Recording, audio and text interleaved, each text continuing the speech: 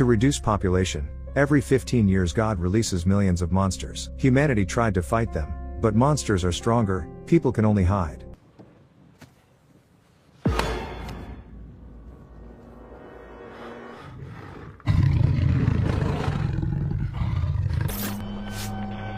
The film begins with a story about the so-called First Judgment Day.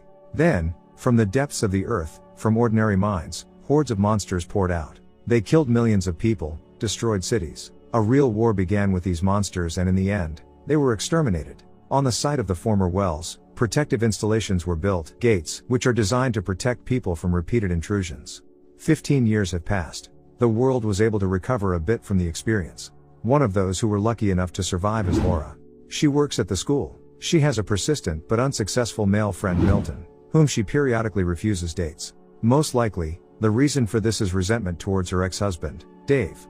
He was not with Laura during the day of judgment, and she, pregnant, had to survive on her own. Dave and Laura have a son, 15-year-old Tyler. He disappears all day at the skate park with his friends and his girlfriend, Maddie. In his spare time, he plays computer games and is a bargaining chip in the difficult relationship between his father and mother, who broke up immediately after his birth. Meanwhile, the situation is heating up.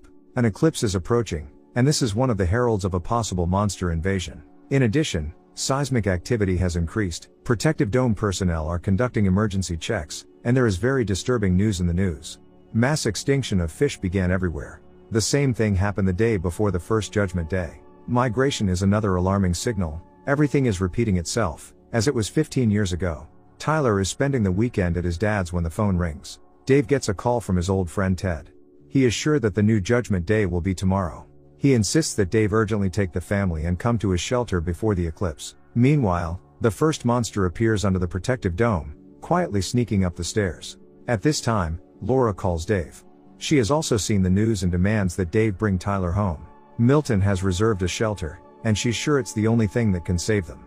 Dave reassures her that he is the father and Tyler is safe with him. Tyler receives a text, reads it, and quietly leaves the house while his father is talking. Laura is in a panic. Dave's house is not secure and he must bring Tyler to her immediately.